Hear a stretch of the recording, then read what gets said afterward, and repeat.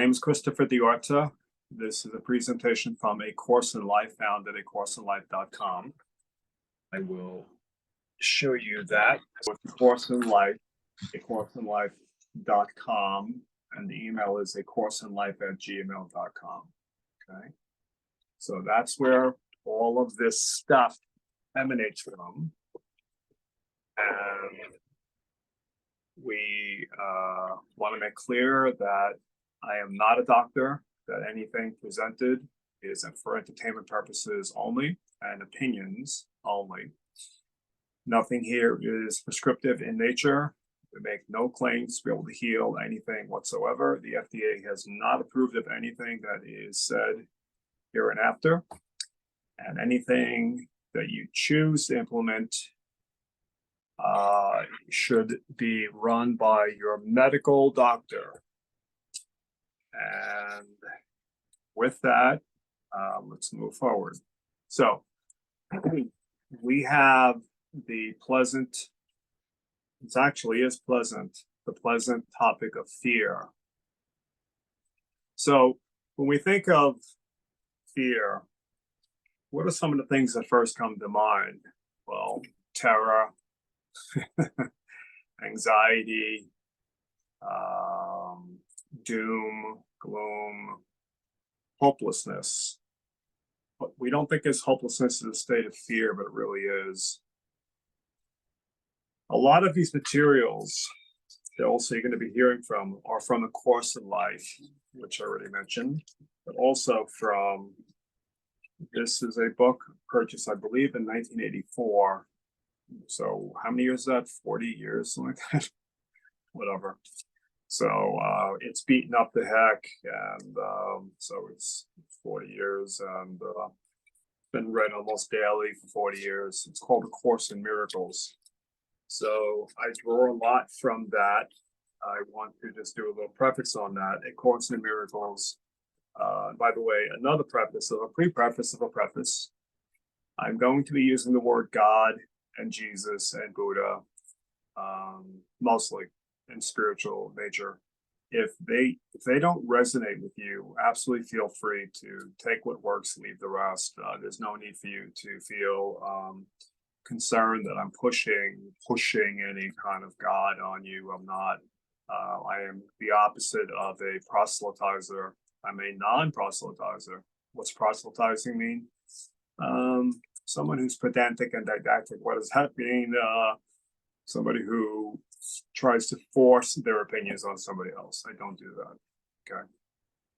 All right. So A Course in Miracles is going to help us to overcome fear. Course in Miracles. Now, here and after, remember, I'm using the word Jesus, God, and I'm going to say some things that I found to be true. However, what I found to be true is for me. You have to find to be true for you. All right. So A Course in Miracles was written by Jesus in approximately 1960s, I believe 1960s. I'm not totally certain about that. Drawing a brain freeze at the moment.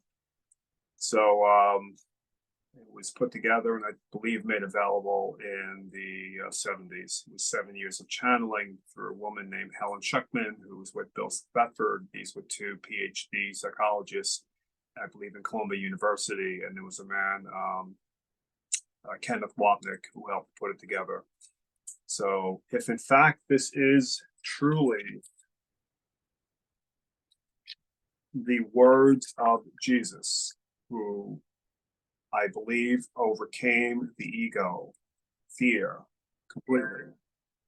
If this is in fact his book, it's actually a course, it's not a book, it's a course. If this is in fact his course, then we're holding the mind of God, because he, in a sense, melded with the mind of God by dropping his ego completely. So if that is a fact, we're holding the only truly ego-less, no ego source, a kind of like portal to God's mind. If this is true, this is a profound, almost ineffable it's almost beyond. I really actually don't have words right now. Ineffable means no words. I don't have words. This is, I believe, is. I say I will. I know it is, but I'll say, for public purposes, I believe that this is Jesus. This is Jesus' words, every single word. And if you read one page of it, I really dare you to, in a good way. They're down. Was that down? They're down, I think. I have a friend who helps me do these things. So, okay. So, if this is indeed his words, then we have an awakened master who has joined with God, but kept one finger on earth as he has one finger in heaven, as he explains in the Course, to help us to overcome fear. All right. So, what is fear? Fear is ego. That's it. We're done. So what is ego? Ego is a collection of, I use drumsticks as teaching tools, thoughts, feelings, emotions, and beliefs. Now, who are you? You're a collection of thoughts, feelings, emotions, and beliefs. That's it. That's who you are. So we are taking that too seriously. It's not that thoughts, feelings, emotions, and beliefs won't happen if you drop the ego. It's that they will be looked at differently. Course in Miracles is an invitation to see the world through the eyes of spirit as opposed to the eyes of the ego. You were taught who you are not. So when you were born, someone started playing this game. Daddy, David, Jane, Mary, Bill, whatever. Mommy, David, Jane, Bill, Mary, whatever. This is mine, that's yours. And the separation game began. Once you started feeling that you were alone, separate, that you were physical, limitations started. Limitations are fears. Your truth has no limits. Your truth is not solo, it is one. So solo or separation creates fear, does it not? How do you feel when somebody leaves you? Either by death, divorce, moving, whatever it may be. You generally feel not good. Underneath all emotions, so any emotion, anger, the reason you're afraid is because it's being held up by fear. There's something that I teach and work from, and the private counseling that I do, a lot of it's based on A Course in Miracles, but also something called Sedona method. It's a profound course that was put together by Lester Levinson, who's no longer with us in physical, but he's here in spirit. It's about letting go, about learning how to keep dropping pieces of the ego. One of the books I plan on writing is a translation of the words of Jesus so that we can see, it's been done before, but I'm going to do it in rock and roll style. Like rock and roll. Bah, bah, bah, bah, bah. So the words of Jesus were very simple, very cool. And I think I picked up on where they were played with. I think some of his words were messed with because the powers that be, they didn't like it. They either was running against their ego or their ego in a sense that they wanted to control. So I guess the first conspiracy theory ever was, were all the words of Jesus written down? And if so, which ones, meaning if so, if they were not all written down, which ones were omitted?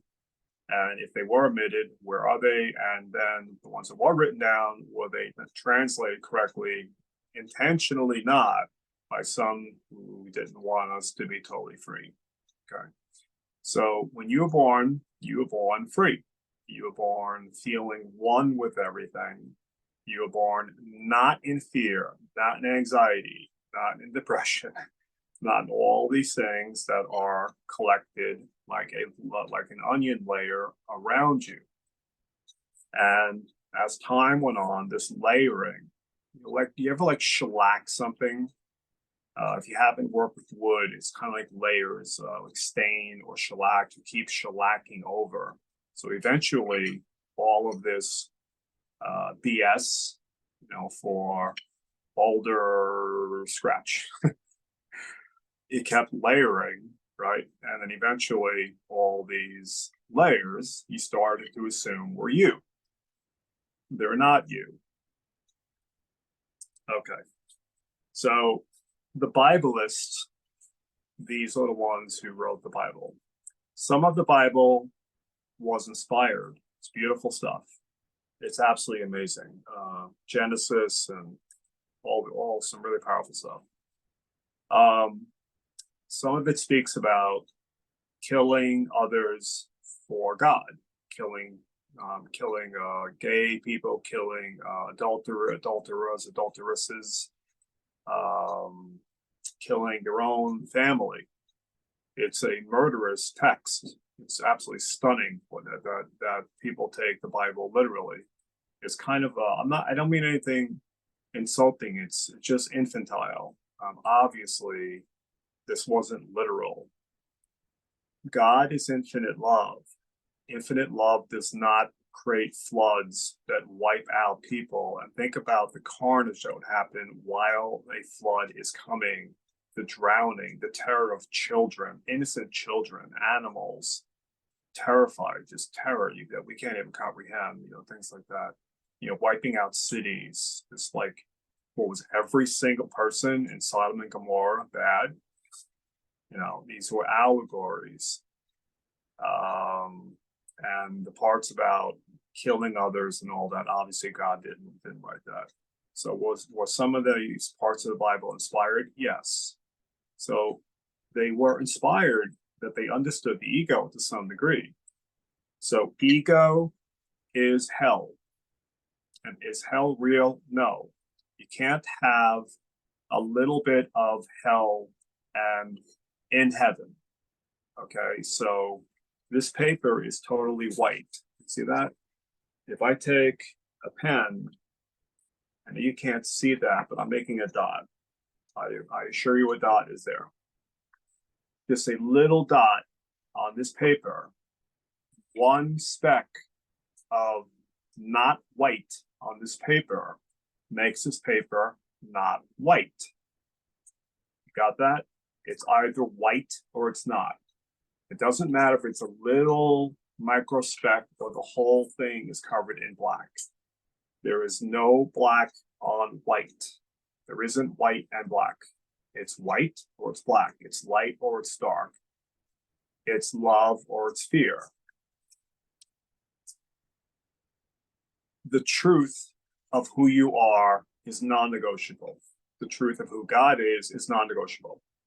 It doesn't matter who your yogi master, your guru master, your Buddha master, your Sophie master, your Sufi master, your Zen master, your whatever master. What does a master mean? I don't even know. When Jesus overcame the world, that's a master. Everybody else, I don't know what they're talking about. Okay, so let's go back to the Biblists. So they were speaking about hell. Is hell real? No. You can't have God. You cannot have God and hell coexisting. God is omnipotent, meaning all-powerful, omniscient, so all-knowing, and omnipresent. So therefore, we have God being God as God should be understood. Everything, all. God does not have an opposite deity, the devil, with another world. God hovering over the kingdom of heaven and the devil hovering over the kingdom of hell. This is insane. So everyone here, including moi, is insane. Because we have believed this to be true to some degree. Maybe we've overcome this, but inside we're still believing this. We're believing we're guilty from separation from God. And by separating from God, we created guilt. Guilt calls for punishment. Follow me. We believe we separated from God.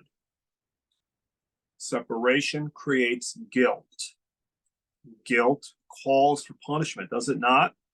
We all know the penal system, which was created after the ego. People were guilty. We all scream, get him, get him, get him. Then they must be punished. Or your children, or people you know, you have to get them, or people who said the wrong thing to you, you hang up on them, you send them letters, I'm going to get you. Lawyers start getting the whole legal system. I'm also an attorney, by the way, of all things. God's advocate in some which way, I guess, I don't know. So there is not hell, but the Biblists who wrote the Bible knew there was something very powerful about the fear that we feel. If you've been in total fear, then you understand hell. Is hell real? Then, in that sense, yes. I know myself, pointing to moi again, I've been in hell many times. Mental hell, emotional hell, spiritual hell, physical hell. I mean, hell. If there really was a devil, there's not. But if there was, the ego, it's our ego. If there was a devil, I did way worse of a job than a devil could do. Way worse. My hells that I have created, I created. God did not create them. They were much worse. When I say God did not create them, everybody here who's been in hell or is in hell, hell is always an invitation to go to heaven. Okay, so it's happening for a reason, because everything that unfolds in this universe is unfolding according to God's plan, because the second we created separation, the Big Bang Theory, that everything splintered, poof, including life and death. We think there are alive people and dead people. Let me show you something.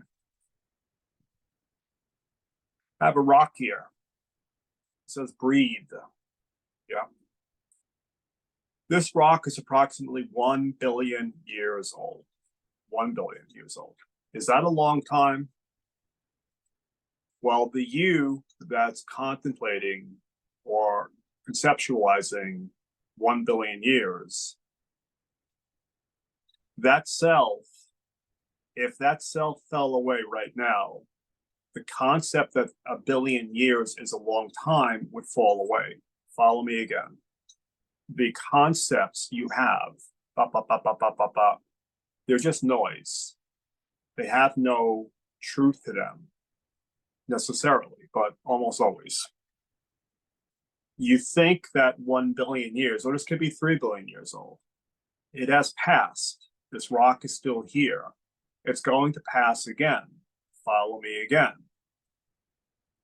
How serious are your issues 1 billion years ago from this rock's perspective? That's saying breathe, okay, chill out, chillax, or 1 billion years from now?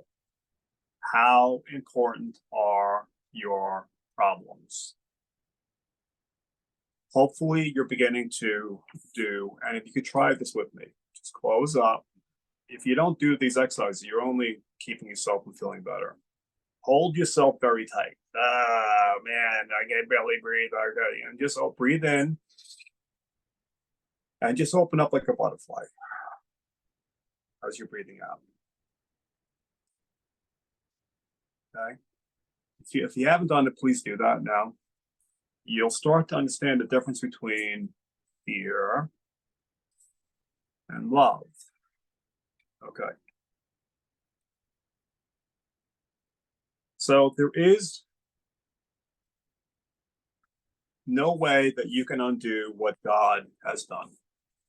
You have not destroyed yourself. You have not hurt yourself. You have not sinned, and nobody has sinned against you. That runs counter to a lot of programs and books and whatever. Those books were written by what? Give you a second to answer the question as I take a quick water. By ego. Everything on Amazon.com. Everything. It's all ego. So ego teaches ego. It reinforces ego.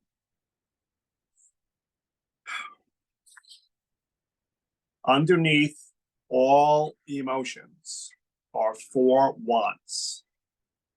You don't have to remember these. So if you have any questions, please, and Kathy, please put in the chat room, acourseinlife.com. Please go to acourseinlife.com. There's a contact us button, acourseinlife.com, not light, life, as in like we're living now. Hopefully you realize you're living life.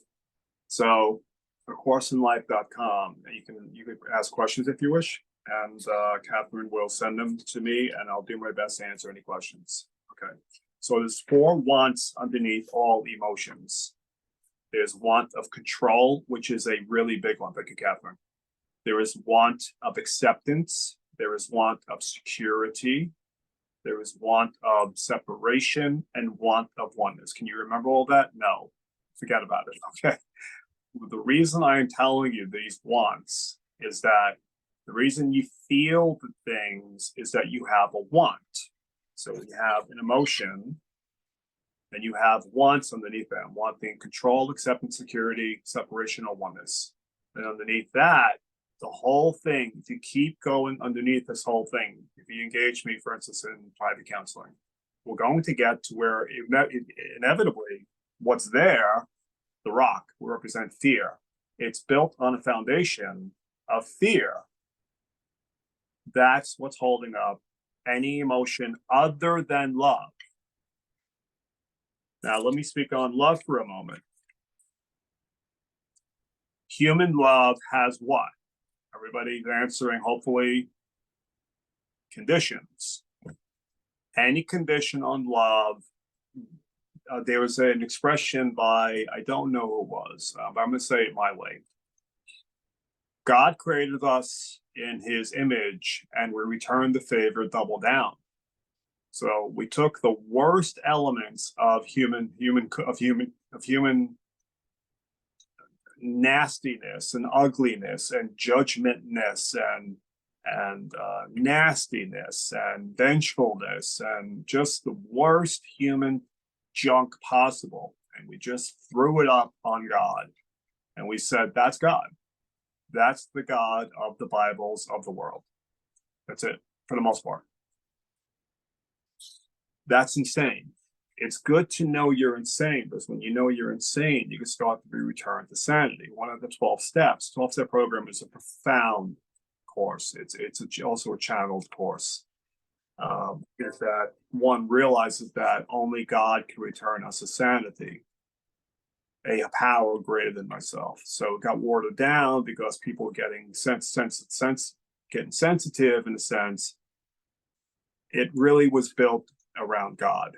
So the 12-step program was never meant to be watered down. And I disagree with people who think that it should be more open. No, it was meant to be around God, God, God. I said God, God, God. Yeah. Okay. So let's stop here because a lot of information is flowing. There's only love and fear. It's only 2 states. Now, love with conditions is not love. That's fear. So I love you if, not no. I love you, but no buts, no ifs. Love is love. That doesn't mean that you should love everybody unconditionally who's doing harm to you. You can move away from them, get in a safe place, and then let them be held in the hand of God, because they're children of God just like everybody else. They're just lost and confused. I don't care if it's the worst serial murder in history. I mean, Genghis Khan, people like that, you think of serial murderers, they're little puppy child, little puppies. Genghis Khan and company, and Napoleon, and it goes on and on. These people killed bazillions, half the known planet.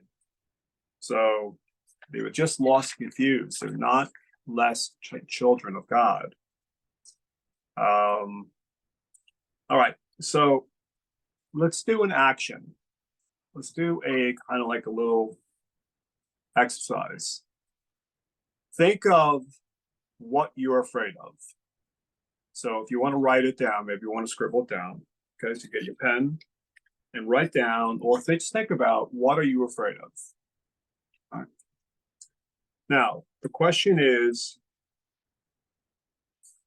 behind that fear, what is the emotion? What is it? Behind the fear, what is it?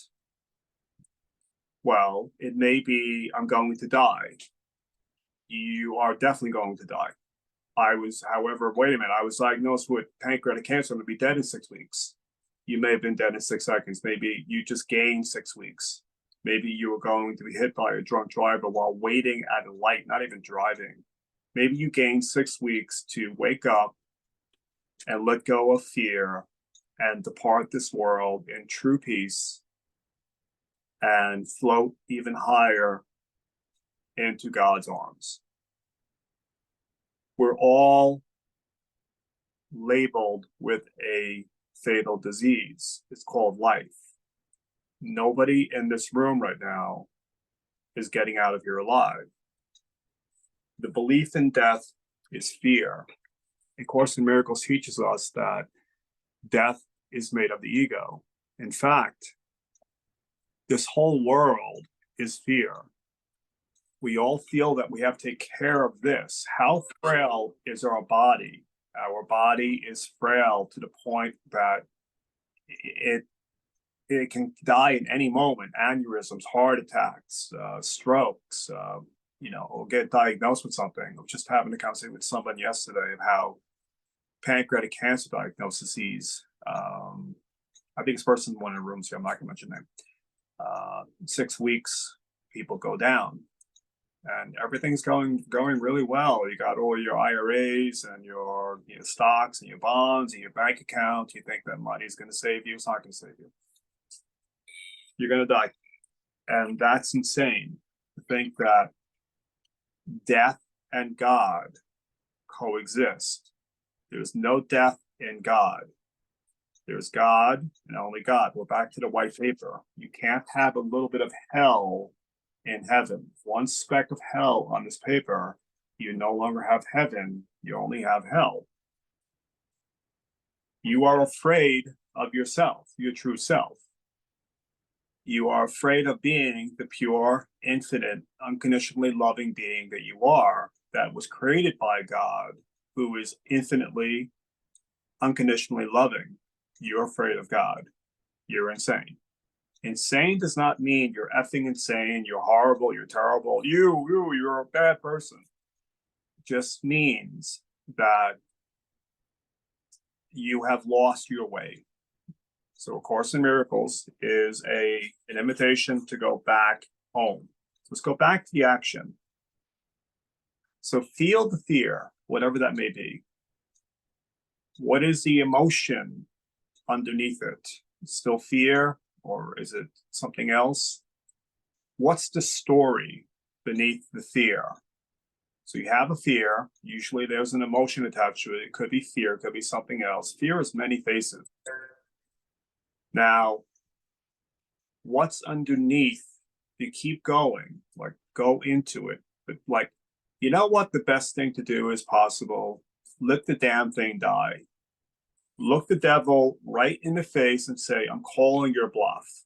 When Jesus said, Satan, get behind me, he was confronted when he did his 40 days of meditation. So he disappeared from age 12 years old to 30. That's 18 years. I'm assuming he wasn't at a disco partying. I think he was studying with the Essenes. The Essenes are one of the most wisest group of people ever. I believe the Atlanteans from the Casey readings they were real. Atlantis, they're called Atlanteans. So feel the fear. What's the emotion? And what's the story? What's the false story you're telling yourself? It's got something to do with this. I'm not here to make your life better. I'm here to make you better. I'm not here to make the world better. The world cannot be made better. The Course in Miracles says this world is hell. It cannot be made better. It never will be made better. How much better is it after all of the masters have come and gone? Jesus and thousand years, whatever, before that, Buddha, and then Muhammad, and whatever, goes on and on. And every time one of these beings comes through, we change a little bit, and then we go right back to fear. And we're fighting each other. Wars are still going on, but wars inside. What about the wars inside of you? What about the wars we have with each other? I like Donald Trump, you like Biden, and I'm not going to speak with you now. I have family members who literally do not talk. They don't have holidays together anymore. They've lost lifelong connection with each other over politics. These are sane people? No, they're totally insane, completely insane. Okay, so there are these cognitive distortions that we do. We tend to catastrophize everything. Think about, there's a great course by Dale Carnegie, How to Stop Worrying and Start Living. If you haven't read that book, you should read it. So some of the books, I'm going to go against what I said earlier, that there are some books that are profound. David Burns wrote The 10 Cognitive Distortions. We tend to catastrophize things. Tell me what I'm saying is not true. 99% of what you have worried about in your lifetime, I guarantee has not come true. Now think about that for a moment. What I'm saying is what? It's not true. 99% of what you have worried about in your past, just stop for a second and think about how much worrying you have done. And the whole time you were being guided by spirit, you were held in the loving hands of God to be presented to where you are now. You say, well, where I am now sucks. What do you mean it sucks? You are here. This is a school. If you give it that, you'll understand that. Anyone, someone who hasn't muted their mic, Nimish, if you can, please mute that microphone. Thank you. Okay. So we tend to catastrophize things. Okay. Somebody could please mute your microphone, please. Thank you. Okay. So let's start to look at what our life would look like without fear. So here's a little trick you can play. Picture yourself and then picture Jesus, or replace Jesus with whomever you wish. If Jesus doesn't resonate with you, again, remember, we're not here in the beginning. You can replace it with whatever you wish. So if we have Jesus, and we have Jesus next to us, look at your fear with Jesus. There is a step in the 12-step program wherein it says something along the lines of, I have no control over my addiction, my codependence, my emotion. Nimish, if you please mute everybody. I appreciate it. Thank you. We come to realize that only a power greater than ourselves can restore us to sanity. So what would our life look like without fear? There is something called the deathbed self. So if you were to be able to talk to yourself prone, laying there with all the tubes and whatever's going to be going on, I'm dying. Okay, you're going to be dead in 10 minutes.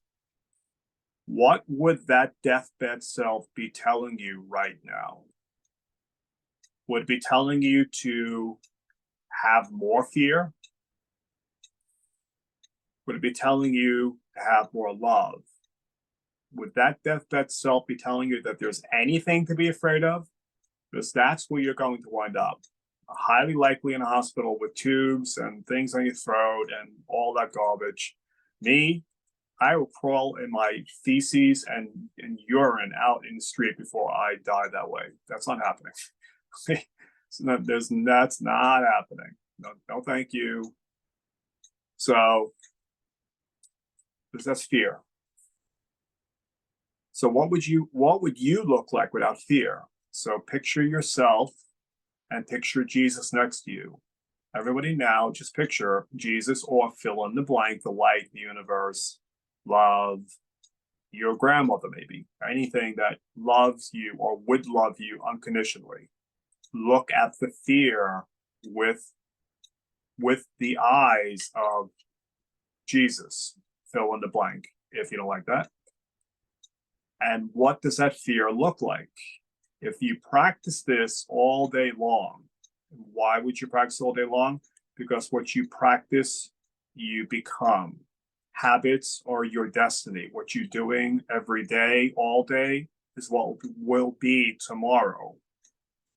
Practicing this is the only thing you should be doing. I'm not saying you shouldn't be washing your dishes and cleaning your home and going to work and having your social life and whatever else. I'm saying to do these things without fear would be a state of heaven. You'd be of this world, but not of it, as Jesus said. If you kept practicing this enough, you get to the point where you'd be like, whoa, I'm actually afraid of nothing. Talking with your deathbed self, having conversations, either by journaling, typing, dictating, or just visualizing. My dying self. Should I be afraid of this? No. I'm 75 years old. I shouldn't go back to school. Why? I'm 85 years old. I shouldn't run in a marathon. Why? I'm 45 years old. I can't possibly learn to play an instrument. Why? My house sucks. My life sucks. I suck. Everything sucks. I can't improve that. Why? You're going to die. It's the lack of freedom of knowing who you really are that's limiting all that. Do you ever live in total flow where everything was just happening naturally and you felt just really groovy and cool? That's normal. When you start running things by yourself, when you try to run this universe on your own, how much of this universe do you run? How many other people do you control? What person do you control? Do you even really control yourself? I mean, we don't. So Jesus, Moses, Buddha, they all sat still, which is terrifying. Sitting still introduces you to yourself, your real self, which is unconditional infinite love that is created by unconditional infinite love. We didn't create God, God created us, but we're an apple on the tree of God that is forever part of that tree. You can't undo that. Who do you think you are? Who do you think you are? If you are thinking correctly, you should be thinking, I'm an apple on the tree of God. I cannot disconnect from God. Where there is no separation from God, there is no fear. I'm not making a cross. I'm making a connection from the self that is afraid, that now feels like it's one with God. There are two parts of your mind, fear and love. If you practice seeing with love, which you usually will need Jesus to do that with, again, Jesus, Buddha, light, consciousness, roast beef, pot roast, puppy dog, whatever you want to do. Doesn't matter. You're not going to change what God is or is not by what you're thinking or saying or doing. You cannot change God. All of your attempts to assault heaven have failed. Thankfully, thank God, literally. You have not hurt heaven, okay? You have not attacked God. Whatever you're thinking about God, well, I think it's this, I think it's that, Christopher's wrong, Christopher should wake up and he needs to read this or that. I don't need to read anything. This is our rock. We process the world through the rock. The rock tells us, the rock, the foundation, that we are infinite, that we are whole and complete. We don't need anything. Do live your life, but live it with the rock's point of view, Jesus. If you do that, if you practice that, these Zoom meetings happen every Monday, 7 p.m. until 8 p.m. They're called Mondays with Christopher. By next week, you will have an entirely different point of view. Did I say you're going to be enlightened next week? No. You'll have an entirely different point of view, meaning you'll be at least 1%, if not 10% or 1%, whatever percent change. And the point of listening much more to the love part of your mind than the fear part of your mind. If you don't take control of the ego will always, it doesn't sleep, it doesn't rest, it doesn't care, it's merciless.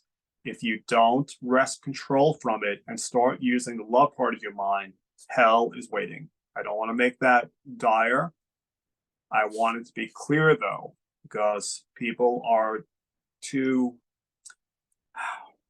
roses and sunshine and butterflies about this. The ego is not to be underestimated. It is nothing, because you can't have God and ego. So ego is nothing, but we're experiencing something that is surreal, that is metaphysical.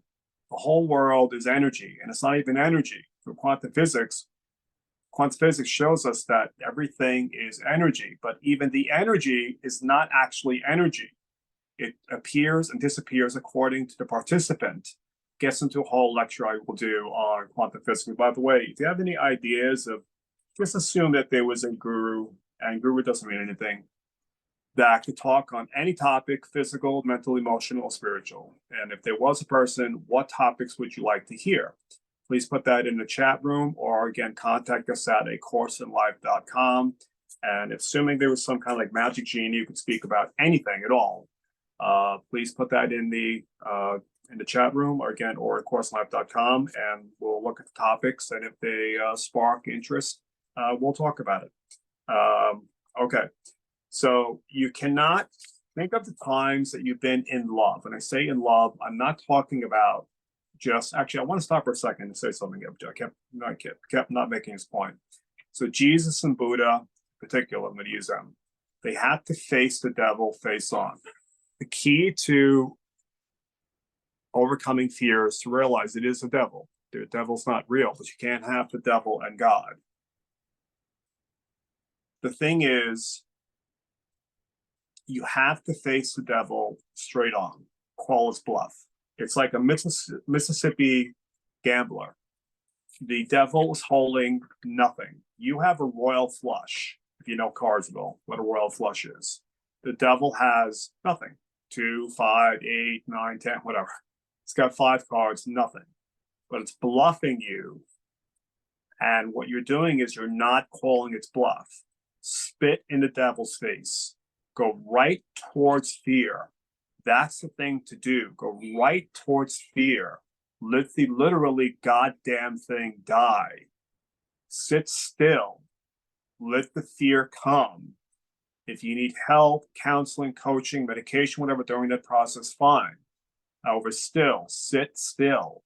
Buddha sat under the Bodhi tree, I believe it was also for 40 days. And slings and arrows and flames and demons and monsters and everything came towards him. Jesus said he fought the devil. They weren't fighting literal. They may have been seeing things, as in their ego was projecting still the demonic looking things, whatever it may have been. I've known people who've seen demons, and I never said to them they didn't see them. They were seeing in their own mind. Their mind is one. The mind is one. What's outside of you is inside of you. It's just that their ego had a picture of what a demon looked like, and it created it. They didn't actually see a real demon, because demons don't exist. You can't have God and the devil coexisting, and the devil has also little minions doing a little job. The key is to look the devil right in the face and say, F you. I'm not playing your game. I'm not dancing with you. Get behind me, Satan. That's the key. Okay, so we're going to open up the room in a couple of minutes, and anybody wants any comments or questions, but let me do a few more things. For people who upset you, you should be thanking them. For those who have hurt you the most, you should be thanking them. You know what they did? They showed you what was already there.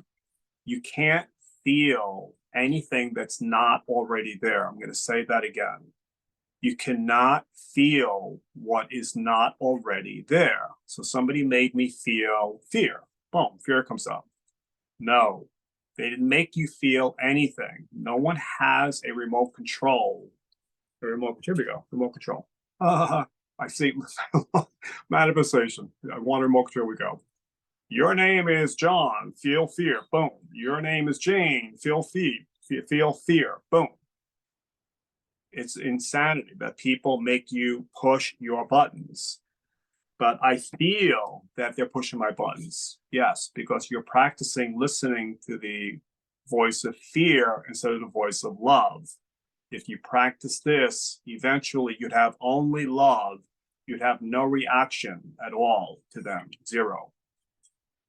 Buddha said something along the lines of, what is the sound of a mallet going through one within which there is no mallet, a gong? There is no gong. Let me say that again, a little confusing. Buddha said, what is the sound of a mallet going through, a mallet, a stick, or a banger of some sort, going through one in which there is no gong? In other words, there's no gong in you. So what would the sound be if I went through you like this and you had no gong? There'd be no sound. The reason there's a reaction in you is because you have a gong, your gong of fear.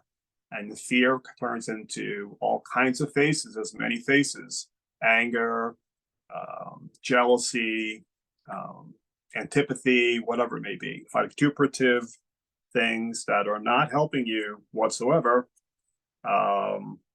Okay, so some truth bombs, and I'm going to open up the room, and I'm doing pretty good on time today. What do you know?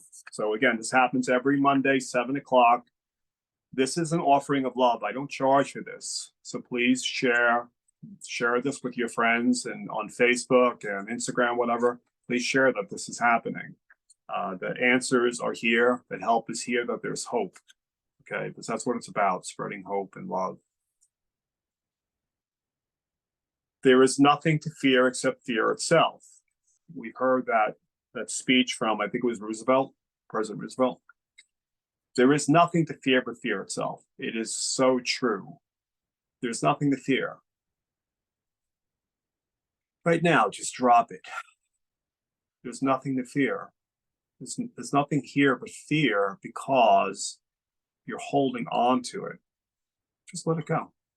Let it go. I can't just let it go. It's okay. Keep practicing. You're practicing so much on holding on to fear that when the opportunity to let go of fear comes along, you say, I can't do that, because you're so practiced in holding on to that fear that you think it's actually part of your hand. Turn it over. Look, it's not part of your hand. And eventually you're going to get like, wow, look at that. It's not even it's not even part of me. And I can just let it go, right? That's it. It's really that simple. It seems like it's complicated. Anything that's complicated, walk away from it. Don't even walk away, run away from it. Not in fear, run away, because just get away from it as soon as possible, not because you're afraid, because it's poppycock. You are not upset for the reason you think. There is only one problem, choosing fear over love. This is a great expression from A Course in Life, from A Course in Miracles, Course in Miracles. You are not upset for the reason you think. Whenever you are upset, remind yourself it's because you're feeling afraid, because you have forgotten who you are. You are a holy, whole, infinite child of God. That's who you are. You have forgotten that to some degree or other. If you remind yourself of that, you will start to be happy again. There's another glorious expression from A Course in Miracles. Do you prefer that you be right or happy? You're trying so hard to be right that you forgot to be happy. Christopher is saying all this blah, blah, blah, blah, blah. I can't really do all this. Okay. Would you rather be right? Would you rather be happy? Me, I'd rather be happy.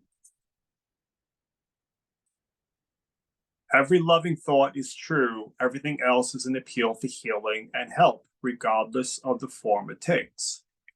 When you see people cutting you off, stealing, cheating on you, from you, whatever, at first, yes, the reflexive action is going to be that it's a bad thing they're doing to me. No, they're showing you what's in you. Remember that? Okay. They're showing you the junk that's in you, giving you a golden opportunity to bring the junk that's stuck in the muck and mire and moldy darkness to the light, to be healed and released. They're doing you a great service. The people who are doing wrong in your life to you, or they have done to you, the timeline, you can go in your past, heal your past. You can even heal your future. The point of now is here, but this is all an illusion. There is no time. Okay, it's all one continuum. There aren't dead people, alive people, to be dead, and then people to be alive and then die. It's all a joke. And then your own life, this is past stuff, nonsense. And then there's now and there's the future. No, it's all one thing. Okay, you can go in your past and realize that you could see peace instead of this. Yet you can choose again in this very moment right now. You can choose to feel peace instead of fear. You can just let it happen right now. If you can't, you can at least jar it a little bit. Okay, just jar it up. Again, you look at it together with Jesus. Fill in the blank if you don't like Jesus. Well, no, I shouldn't say don't like. If you prefer something else, that's fine. He doesn't mind, I assure you. He doesn't have a personality. He doesn't get offended. All these religions that he's getting offended, you better ask him for his, forgiveness, whatever it is. This is not Jesus. That's a crazy Jesus. He's not crazy. Look at it together. Keep looking as much as you can. Keep index cards, your notepad and your phone. Write to yourself all day long. Keep doing that. Okay, so now I'm going to close with this, and then we'll open up the room for questions, and do hang out, please, for the last few minutes. Where are you rushing to? You know what rushing is? Fear. You're only rushing to your death, figurative or literal. So where the hell are you rushing to? Hell. Yeah. The course called the Course in Miracles starts with this grand expression, or offering a peace. Nothing real can be threatened.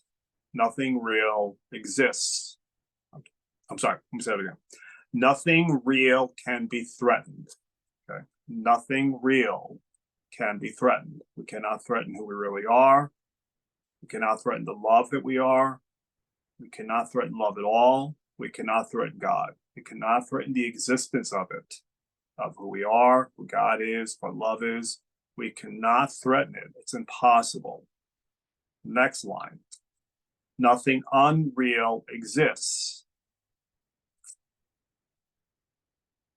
The fear is not real. I feel it, yes. But you haven't always. You have felt not fear. So it comes and goes, and it stays there because you're holding on to it. You're practicing holding on instead of letting go of it. That's why it's still there. If you practice letting go of it, you will let go of it. Herein lies the peace of God. So here's the whole expression now. Nothing real can be threatened. Nothing unreal exists. Herein lies the peace of God. And herein lies the recorded section of it.